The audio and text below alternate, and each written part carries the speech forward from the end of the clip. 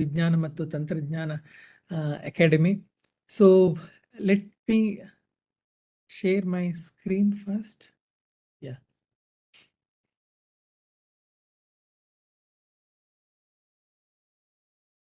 Yeah. So yesterday, you heard of I think Dr. Rashmi.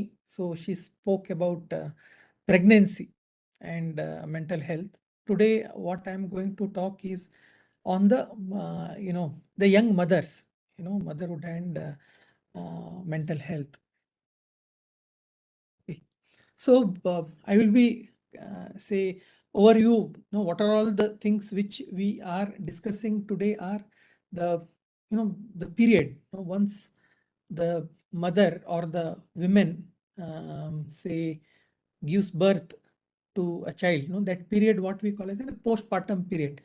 And so what mental health problems can be seen during that period, especially some mention on sleep aspect, which is considered to be the most important for some of the mental health issues which young mothers undergo.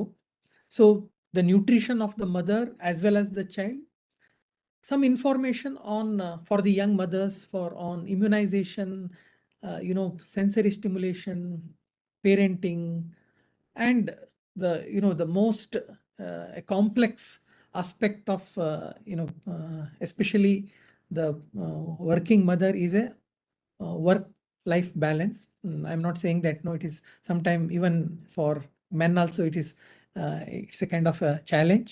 And then finally the contraceptions. Okay. So if we try to see, say motherhood or young mothers, it has been glorified, and there are a lot of myths around that. Every mother should be happy that she has given birth to a child. Okay, but what we have seen in a medical field, it's a kind of a most eventful transition in the life of women. And so, say it encompasses a large number of experiences, emotions, challenges, especially in today's world. There are a lot of challenges. Okay, and it goes beyond the joy or elation of having a newborn.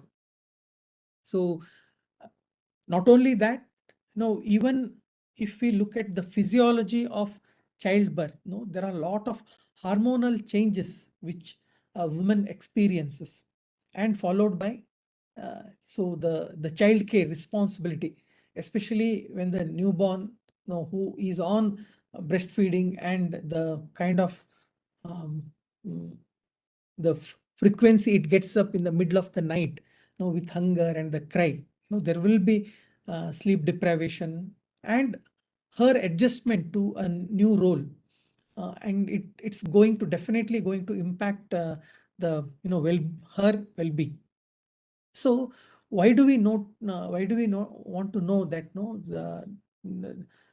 there are mental health problems in postpartum period? Say if we look at the the research data on mental health problems which young mothers undergo, like nearly 80%, no more than 80% of the mother experiences what we call as a postpartum blues. You might have read in say newspaper or mainly in the magazines about postpartum blues. And even the research in and around India, whichever you take, whichever the country, the postpartum blues are much more common. I'm going to cover what happens to women during the postpartum blues. The one of the most difficult situation which young mothers experience is when they experience postpartum depression. And recently, you might have heard in the newspaper or read in the newspaper recently, and so one of the actors, well-known Hindi actors, Eleanor De Cruz, she had expressed her experience of postpartum depression, and it is published in Bangalore Times. Not only that, mothers do experience, 10% of the mother experience anxiety disorders, a very rare entity. what we call as a kind of postpartum psychosis, which is a kind of a severe mental illness, which is seen in around 1 in 1,000 deliveries. To make it in terms of percentage wise, 0.1%. Okay, so these are all common mental or and severe mental disorders which we see among young mothers. Okay, so again, coming to say if women had already had some mental health issues, okay, so what are the chances that she might experience a similar kind of episode during or after the childbirth is around, if we look at the severe mental illness. What I mean by severe mental illnesses like schizophrenia, bipolar affective disorder, severe depressive episodes. There are 28% chances that they might have a relapse during the postpartum period. If woman had a postpartum psychosis in her previous pregnancy, the chances that it might get repeated again in the subsequent pregnancies is around 31%. Bipolar disorders, which it is also one of the severe mental illness. Around 1 to 1.5% of the population suffers from this disorder, and if a woman having this disorder, the chances that the she might have another episode during her postpartum is around 85%. This is a depression. It is a general prevalence of depression during postpartum period, as I shown in the last slide, at around 10 to 20% of, and I think this is a very high numbers. So at least 1 in 5 pregnant women can experience or postpartum mothers can experience postpartum depression. Okay, so what other conditions which can can get kind of re-emerge during the postpartum period is some of the medical illnesses like hypothyroidism, thyroid related disorders, or if she had any autoimmune disorders, what we say, it get worsened during the postpartum period. The postpartum period, we also say that it is a period where the trauma which women had experienced in the past, it could be a physical trauma, emotional trauma, it get re-emerged, and which is predominantly seen as a kind of emotional disturbances in the mother. So, and sometimes if she had a loss in the past, especially the loss of very loved one, the father or the grandmother or the grandfather, a kind of they can get re-emerged. They during this period they think about those losses very much and can experience symptoms which are which can in severe form can go up to postpartum psychosis. Okay, coming to some of the individual conditions which young mothers can experience after the childbirth is postpartum blue, which is very common, seen in up to 80% of the cases. Okay, it is characterized by predominantly the mood swings and a kind of subjective experience of uneasiness or a restlessness. Okay, so and predominantly this is to the depressive side, not to the the happiness side. Okay, and they may lose their appetite, they fail to sleep even when the babies are sleeping. These symptoms starts in and around 3 to 4 days after the childbirth, and usually if there is a kind of a good support from the partner or the family, these symptoms comes down within 10 days of the delivery. And usually the postpartum blues does not require any kind of active treatment from say medical team or the obstetric team. Okay, coming to postnatal depression, as I told, it is one of the common mental health conditions which pregnant women, postpartum women can experience. So uh, you know uh, uh, even if we look at, no, recently, if somebody has become mother recently, they can see that, no, the TAI card, the mother, no, it's called MCP card, Mother and Child Protection Card, has included questions on the mental health in the new TAI card, which has been getting distributed to the young mothers. Okay, so the if you have my earlier speakers, if they have discussed, let me tell, what the women experience during this time. They predominantly feel the sadness of mood. They don't feel interest in say even taking care of themselves. Say yeah, uh, uh, simple activities like getting up from the bed, brushing the teeth, washing their face. These becomes very takes very very difficult for them. They feel very excessively tired even to do day-to-day chores. Okay, they feel dull. Okay, and most of the time women feel like weeping, crying, and they don't feel interested in the pleasurable activities like talking to a partner, taking care of the child, even if it is a very playful, or talking to her own family members. It is sometimes associated with irritability. That is a kind of irritation which women experiences, and shown as small anger outbursts for very trivial reasons, which she was not doing so earlier. And anxiety, excessively anxiety, if the partners goes outside, when he will come back, something will bad will happen. If the baby is if baby is sleeping, then why the baby is sleeping excessively? Those kind of anxiety for trivial reasons. Okay, many women can experience guilty and blame themselves for any misery, or they may feel very worthless. Okay, they may feel that they will not be able to take care of the baby, let no baby being taken care by somebody else. Okay, and uh, uh, the baby can create a kind of an anxiety in them.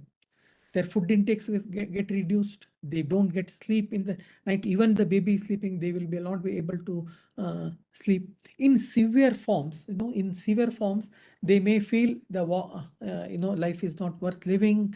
And some women have we have seen that they they go for suicide attempts as well.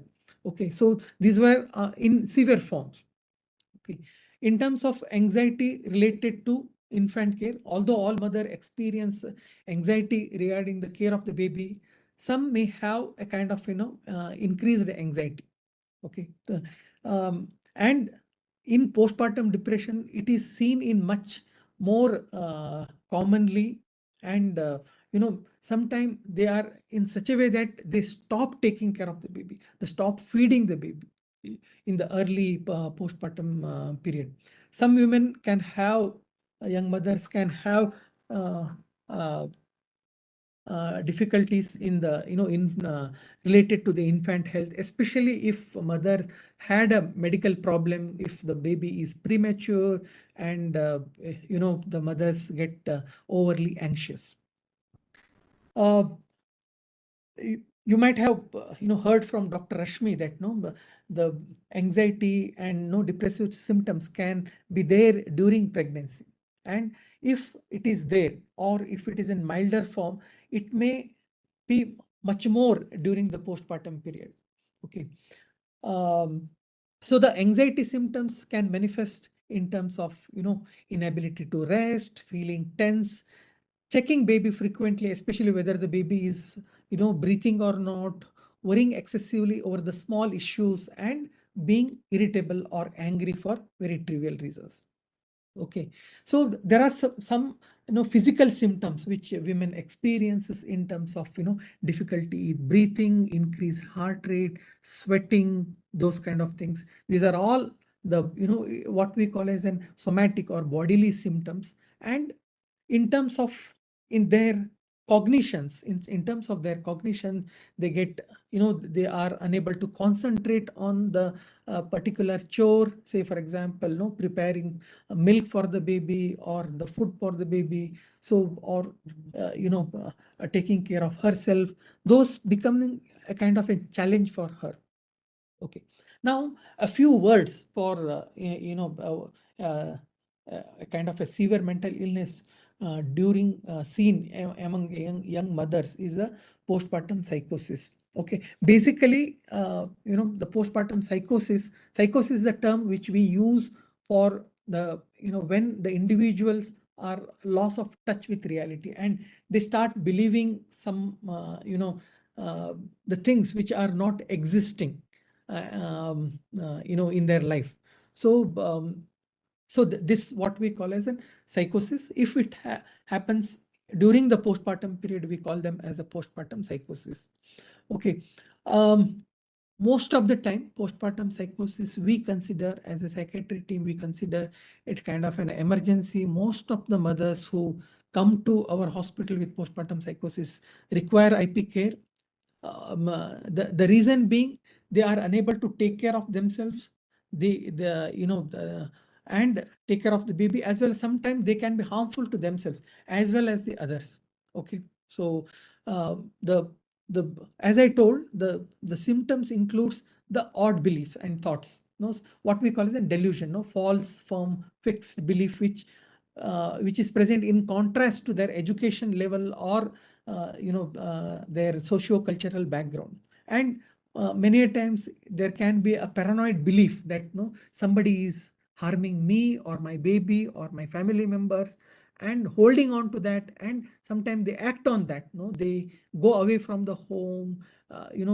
If some of the see some of the strange ideas are towards the babies, then there can be behaviors which we see that baby is also is at the risk. Say for example, recently we had a mother who believed that uh, uh, the black magic has been done on her baby. So she there is a small temple in our hospital premises. She kept the baby early in the morning around 7 o'clock, without much cloth, in front of the temple, so on the floor, saying that no, the baby, the I have prayed the baby that no, that whatever the witchcraft is there, no, it will go away from the baby. That's why I have kept the baby in front of the temple. So those kind of infant harm behaviors are also seen.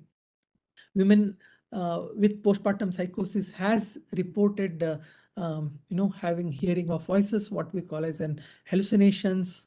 Okay, they found to be muttering or gesturing to self. The conversations become odd and difficult to follow. Okay. So uh, see, if you see such things which is happening to them, to your dear friends, please tell them to bring it to the hospital. They need a kind of a medical attention. So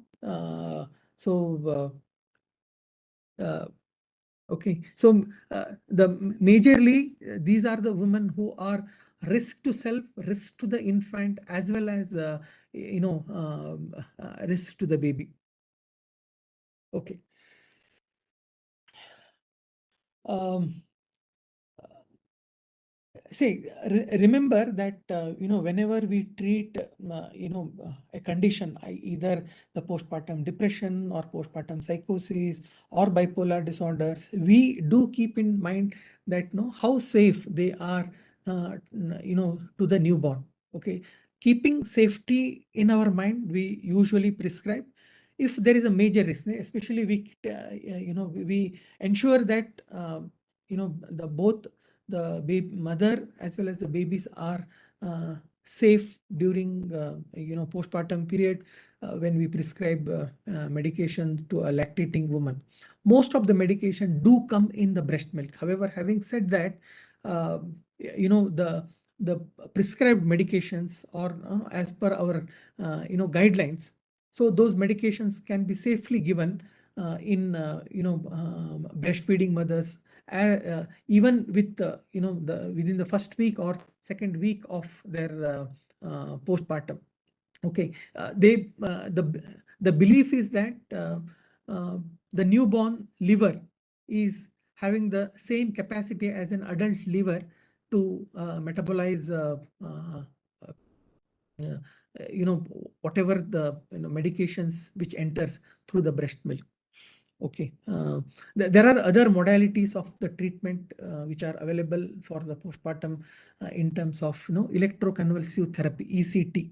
Okay, so that can also be prescribed. It's not in medications, but a kind of a safe treatment.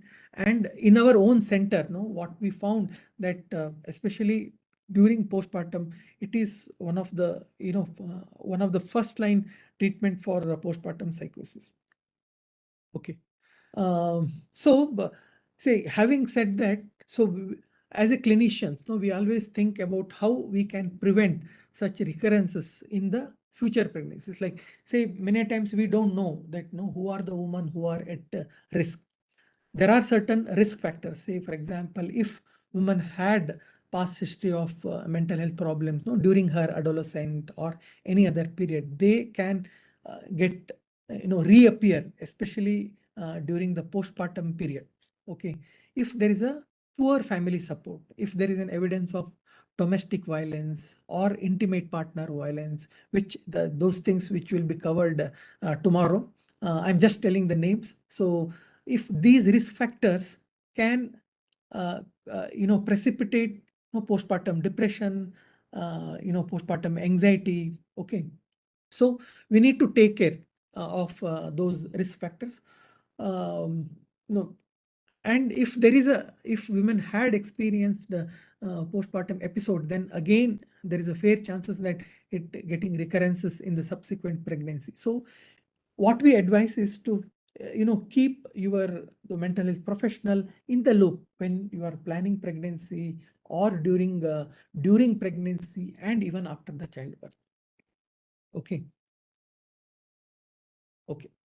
So we most of the, say for example, Nimans is a hospital which caters for individuals with mental health problems. So what we suggest, especially to the young mothers, they completely, even though they had illnesses like schizophrenia or a bipolar or anxiety, depression, the kind of treatment, with the treatment available treatment right now, they can perform as they were in the earlier, and they do get married, they plan their pregnancies. We always tell them, you just plan your pregnancy, and the need, whether there is a need for medication or whether we can manage it with some kind of therapies, that let the clinician take the decision depending on the risk factors what she has, the considering her past episodes, the family, if there is a history of family history of psychiatric illness. So it is important to discuss the future pregnancies with the psychiatrist as well as the obstetrician, and to keep them in the treatment loop. Okay. um, so that will help the clinician to decide whether she requires any medication during pregnancy, or is there any chances that it get relapse. Then if there is any early signs of relapse are there, then it's better involve the psychiatrist or the mental health professional as soon as possible. Especially during postpartum period, the sleep disturbances is the one which is one of the reason for the relapse. And if that is taken care by her family members or the partner, then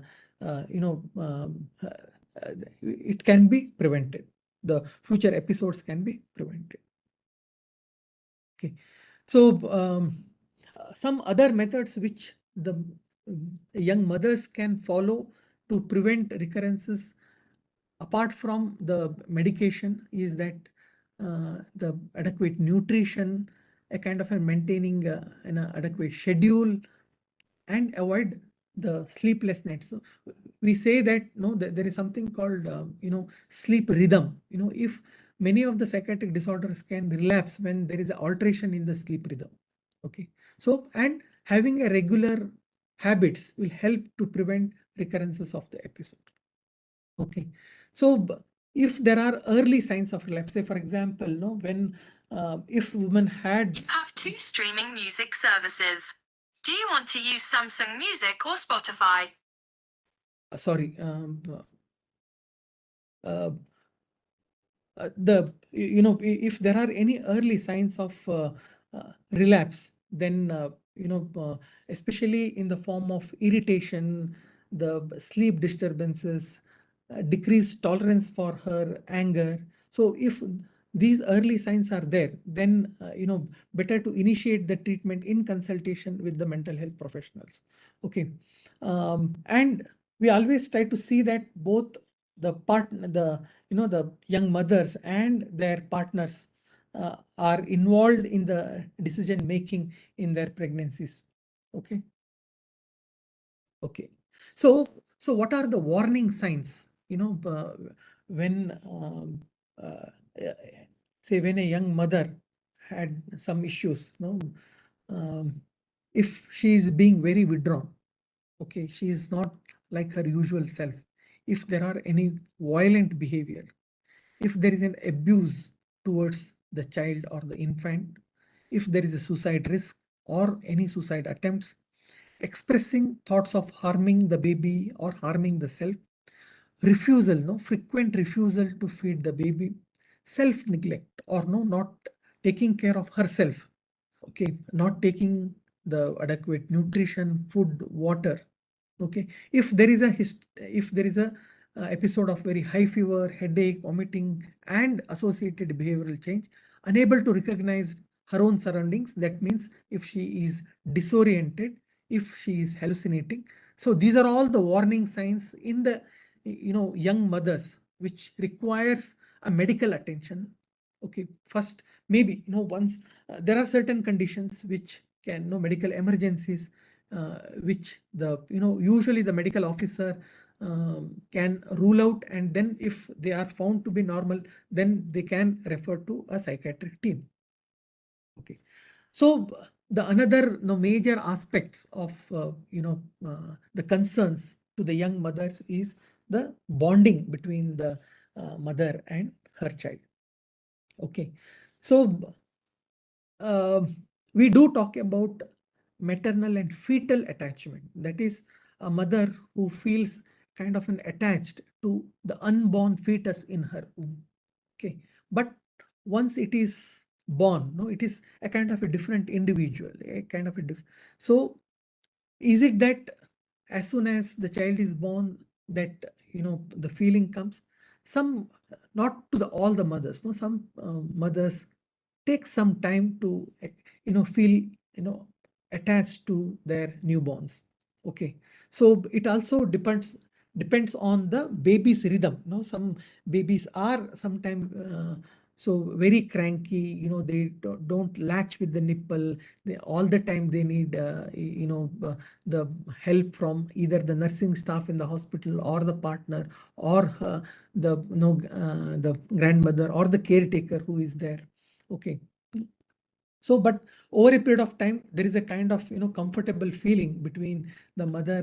The baby also feels comfortable in with the mother. Okay, so in the most situation, mother and baby get acquainted with each other gradually, and feeling towards the baby becomes stronger and stronger as the day passes. Okay, so occasional feeling of irritable anger, especially when the babies are cranky, is quite normal. Okay, so that is the time where young mothers need lot of support. Uh,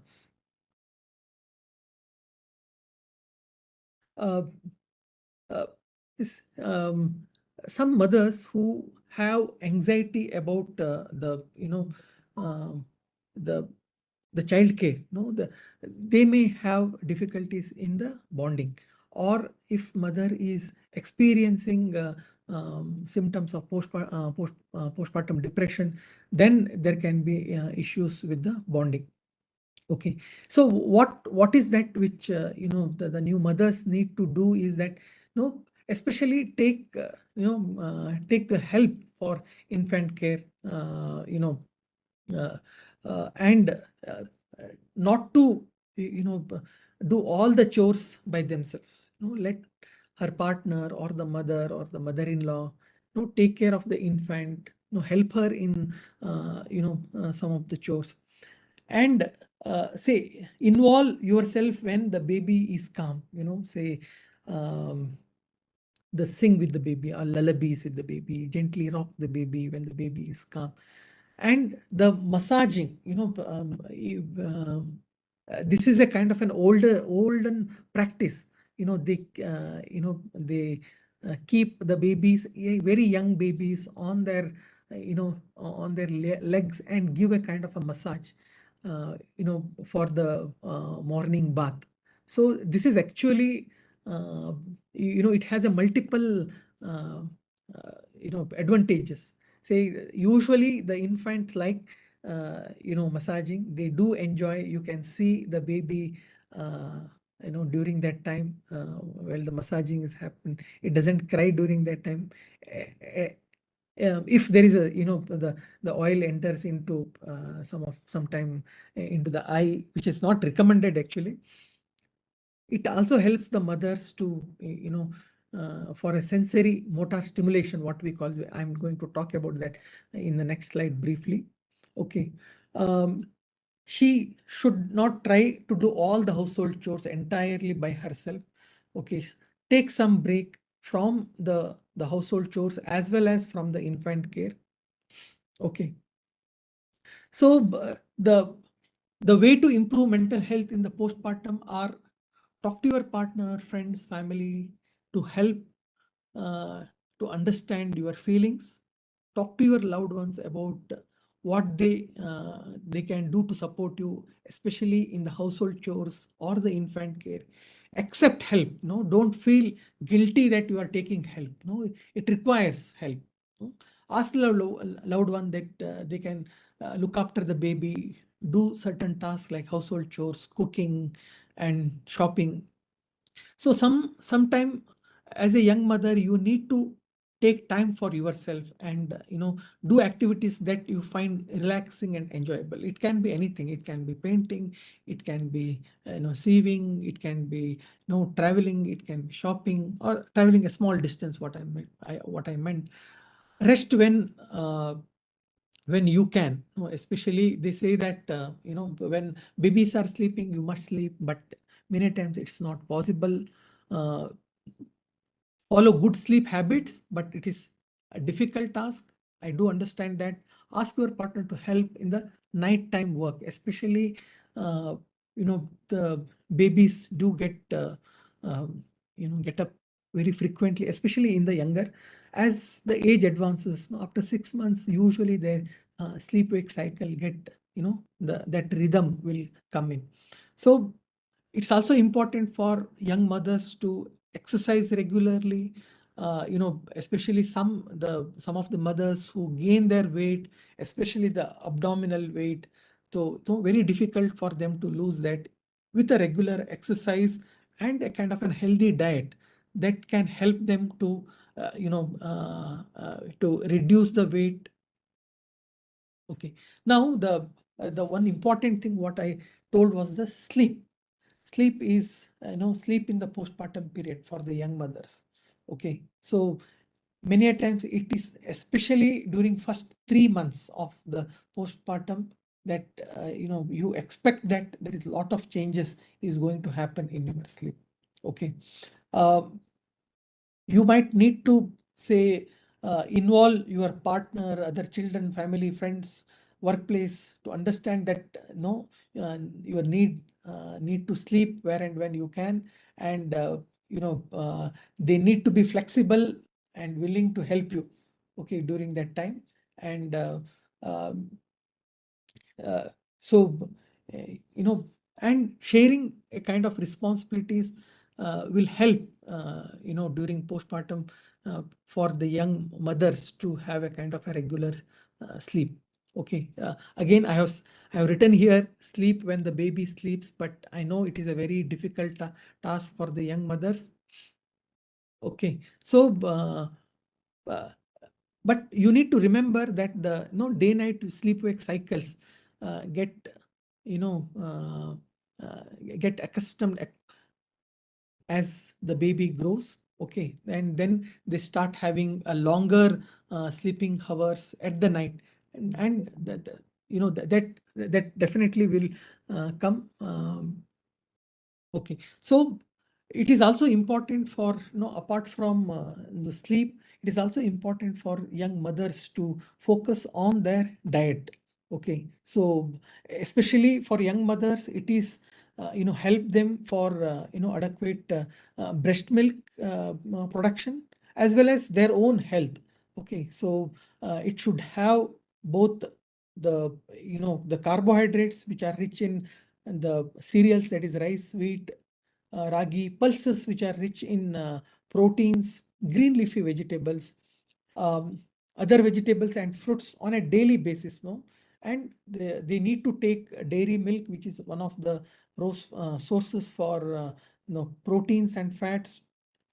Okay, the safe drinking water, maintaining adequate hydration, using water, milk, buttermilk, juice, soup, coconut water, and using iodized salt and iron and folic acids supplementation, which they say that women can continue to supplement, no, even though like she's during pregnancy as well as during postpartum. It helps the mother, especially the uh, in the breast milk production. Okay, so in terms of breastfeeding, we know that most of us know that exclusive breastfeeding till 6 months, and the especially the first part of the milk should be discarded, and should not be discarded, sorry, the colostrum should not be discarded, which is which depending on the need of the infant, especially the first week or first day or day 2, the colostrum has rich in fats which is required for the babies. And the on demand feeding, the positioning, it should be adequate. No, the any kind of prelactial feeds in terms of sugar or water, honey, that should be avoided. And as far as possible, avoid the bottle feed. What we say that say these, no, the bottle feed is one of the most common reasons for diarrheal diseases in the infant. And any dehydration, no, very small amount of dehydration can be life threatening to the newborn. Okay, this is a picture of breastfeeding. There are various way how mothers can feed their babies. All each of these methods are absolutely fine depending on the comfort of the mother and the comfort of the child. The picture also shows what is the correct latching, where the the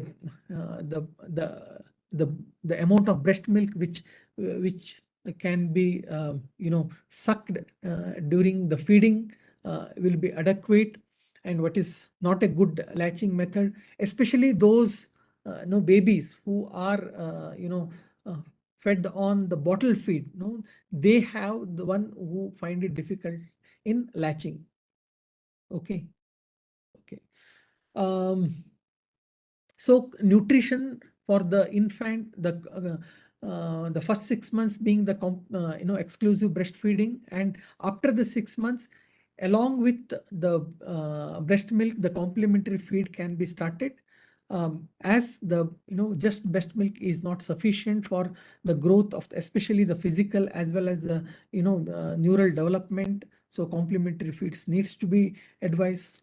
And the complementary feeds should contain the most of them are the one which we routinely cook at our home, but in a smashed way.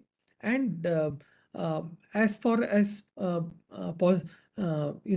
the serves, this table shows how much to serve in 6 to 12 months, 12 to 24 months. And need to remember that both girls and boys need an equal amount of food. Okay, so better to wash the your own baby's hand with soap and water every time before feeding the child, so that the child learns that no, one is the learning, the other is to prevent any kind of infection. And it's good to uh, you know uh, sit with the child in all the meal times, uh, to give food in a separate bowl, not within the bowl which the mother or the the partner or the father is having. Okay, so after the 1 year, it is advised that whatever is being cooked can be provided to the newborn. Okay, so um, and after say 2 years, the whatever the regular diet or the number of times that can be provided to the child. The other important area, the things which young mothers need to remember is the immunization of the child.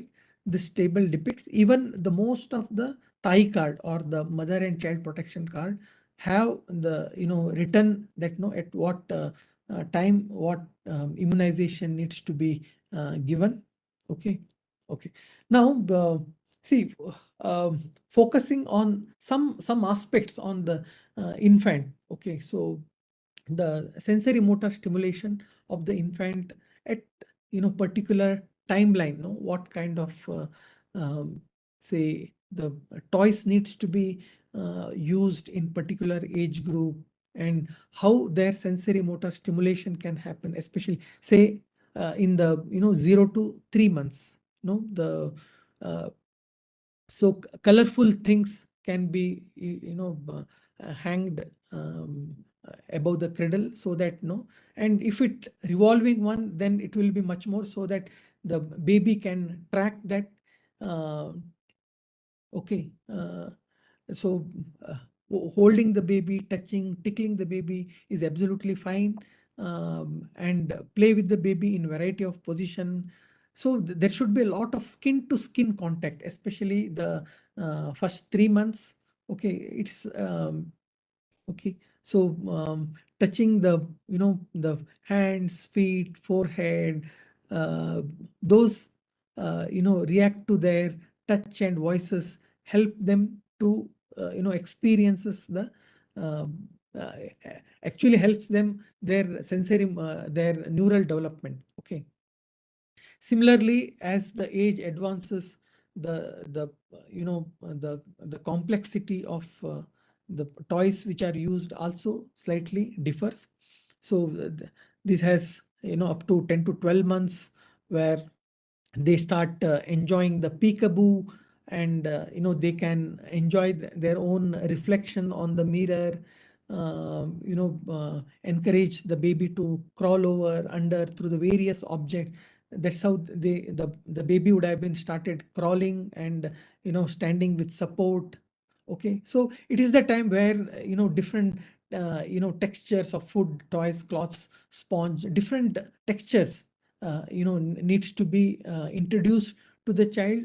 The child can be allowed to play on the mud or in the sand, so that they know what is the consistency. All that get recorded in their in their memory. Okay, okay. So the other, as the child grows, some of other challenges are, having a very young children, what we call as a toddler. Okay, so they need a lot of quality time. So a kind of a discussion, a conversation, play, sharing of the food and meal, understanding their own interest. As far as possible, it is an advice to all the parents. I'm not just focusing on the mothers, to reduce the screen time as much as possible, because now it is very easy way to give a mobile, well, where the child will be looking into the videos, and it will be like indulged in the on the screen, which uh, many times parents feel that okay, that is a kind of an a time which they get, but it is actually does not help the child in the the overall growth. It is also important to all the parents that the children learn from imitation, no, based on the behavior of the father, the mother, the grandmother, grandfather. They learn some of their attitudes, their behaviors, and it imitates that. Okay, so it is important for all the members of the family who are involved in the child care, or the children care be very warm, uh, patient. Okay, so sometimes we might need to use kind of a distraction technique. There should be clear and consistent rules. uh, Reinforce positive behavior by praising. If the child is able to pick up dirt and put it into the dustbin, then praise the child. Then the child understand that, okay, these are all the behavior where I get appreciation from my mother or the father. Okay, and let the kind of a communication be open and involve them in some of the young decisions. Say, for example, if you are trying to buy a new cloth, ask the child, what color do you want? Does she feel comfortable in the dress? So some of a kind of involve them in decision making, especially if you are buying a toy. Tell them the feedback, give them feedback. What is the advantage, what is the disadvantage, whether he likes. If he or she tries to take a toy which he or she is not supposed to take, then give them feedback on that. So involve them in most of the decision making. The further challenges comes to parents and as well as the young mothers when their child goes into an adolescent. Okay, so we all know that puberty triggers a kind of physical, emotional, as well as some kind of social changes. There is a desire for autonomy, privacy, freedom. Okay, so it is good to foster warm, open, and mutually respectful dialogues, um, without uh, uh, like playing down their concerns, and involve them in most of the day-to-day decisions in terms of the what food they want to eat. Give them a kind of an advice, what is um, say healthy diet, what should it include. Encourage them to take the responsibility, say especially household chores. Give small tasks to them. Okay, say putting the dirt cloths into the say washing machine, those kind of things. Discuss openly to understand their perspective, solve problems, make joint decisions. So another important aspect is education on sexuality, consent, safety, and discussing about the boundaries. Um, Compliment your teen and celebrate their efforts and accomplishment, whatever if they are able to achieve. Show them that happiness. Show them the their you are you are happy about their achievements, and the show that affection, spend time together, and things to enjoy. Okay, so encourage them to discuss about the problems and the conflicts, and what decisions then that they can take. Ask them first, and then if they are doing some kind of errors, then guide them to take uh, advise them, support them to take good decisions. Okay, and the it's also important. That's the time where we need, as a young parents need to, we need to respect their privacy. Okay, now this is the most difficult part of my talk, I would say. Okay, so work-life balance. um, I would say this is much more challenging for women, because because of her a kind of the responsibility which she takes in every household. Okay, so so it is important for her to balance so her own parents' needs, the child's needs. Okay, it is important for her to spend time for herself. It can be shopping, it can be painting, it can be crafting, it can be saving, traveling, any leisure activities which she likes. I think she should spend time on that. She should safeguard certain time in a day or in a week for her leisure activities. It is important for young mothers to be regular in physical exercises to maintain her health, yoga, meditation, which can improve even her mental well-being. And the support, it is another important pillar for mental well-being is a kind of support what she receives from the partner, mother-in-law or father-in-law or the people around her. Okay, and so uh, I would say that if there are certain provisions, say there will be provisions for all government employees has a provisions for child care leave, especially for women. Take child care leave and spend say time for yourself during that time, maybe with your children or with the partner or with the family. Okay, and always remember that I have put this slide for young mothers. So always plan your future pregnancies. And now there are many ways for spacing the birth. There are OCPs, there are barrier methods, the copper T, permanent sterilization. Okay, so always it has been seen that around 70 to 80% of the pregnancies in India are unplanned. So it is the young mothers, my advice is always to plan your pregnancies, discuss with your partner. If you are not ready, discuss them. You are not ready, use contraceptives, safe contraceptives, and you can always visit nearest health center or hospital for the advice. Okay, now so I will end my talk here. Maybe the admin can give permission. If anybody has any questions, they can ask me. These are all some of the resources from which my slide has been prepared. Thank you so much. Sir, thank you very much for a very informative and insightful talk on a very important topic. I'm sure joined on Cisco WebEx and YouTube will be benefited by your talk. On behalf of KSPA, once again, grateful to you for your time. Thank you, sir. Wonderful presentation. I joined few minutes late because I was in a meeting. Yes, Umesh told me that. Yes, sir. So, Umesh, are there any questions? No, sir, we have requested, but there are no questions from There are audience in the chat box as well as YouTube channel. There are a few questions here. Are there any particular risk factors that contribute to mental health challenges in case of young mothers, and how can these be identified and addressed early?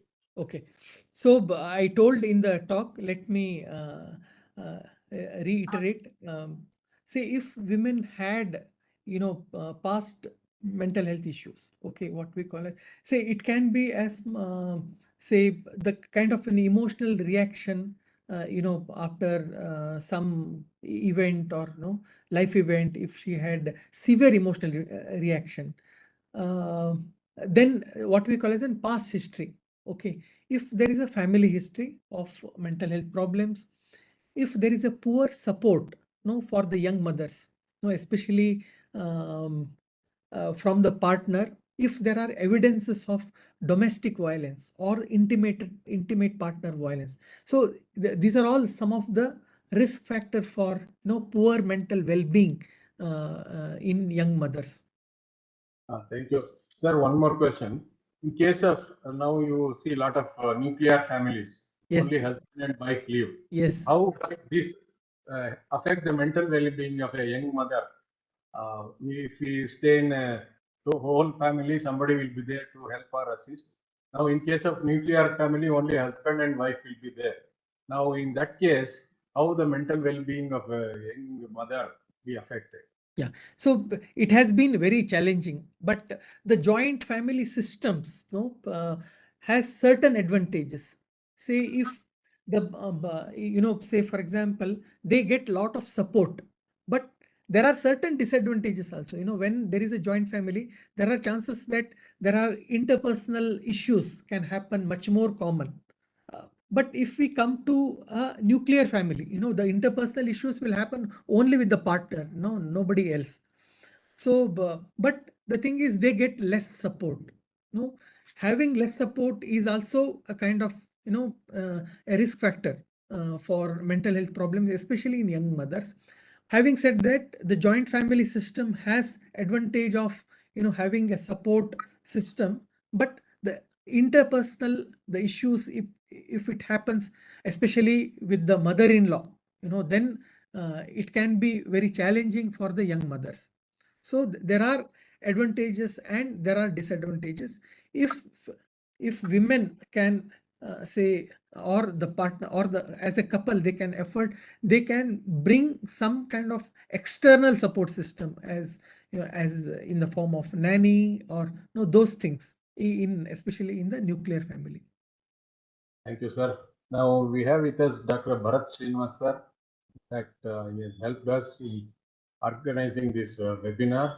Sir, Bharat sir, for Namaste, your sir. words. Namaste, Dr. Sundarnag. I've been listening to your talk. Actually, I've interacted with Dr. Sundarnag while we were preparing videos for educational videos in the field of women's mental health. Yes, sir. So today, whatever he explained, actually, it's so beautifully designed and easy to understand for anybody. So people who all the slides are also self-explanatory and in simple language. So maybe if these slides are also made available for interested people, that will be very good, sir. Sir, thank you, Yes, sir, sir. for giving such a lucid presentation about this relevant field. In fact, I think what you highlighted is the underrepresentation of the women's mental health during pregnancy. Whenever we think, they think only about postpartum depression or postpartum psychosis, but it is, I think, much beyond that. Yeah. Right? So I think that's what you've given an overview of everything, starting from parenting to all the aspects. Yes, sir. Yes, sir. Very nice, sir. Congratulations. Very good. Thank you, sir. Thank you, sir. So thank you very much, Bharat sir. You've been always helping us. We forward to your kind help in Yes. I think tomorrow is our last talk in this series, sir. Yes, sir. Madam will deliver a talk on mental health and gender-based violence. That's Correct. Very important topic to be discussed. Sir, Sundar sir, your talk was really, as sir told, it was very lucid.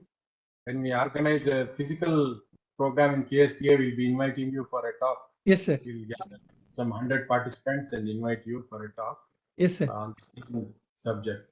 So on behalf of KSTA and all those who have joined on Cisco FX and YouTube, thank you very much, sir. Thank you, sir. Thank you. So I also thank all the audience who have joined on Cisco FX and YouTube platform for your patience and being with us for the last 4 days. Tomorrow will be the final talk. As I told, Dr. Veena Satyanarayan will be delivering a talk on mental health and gender-based violence.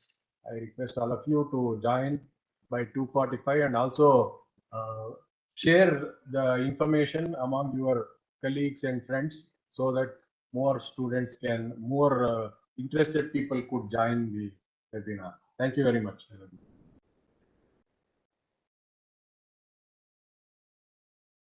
Thank you, sir. Thank you very much, sir. Thank you. Thank you, sir. Thank you.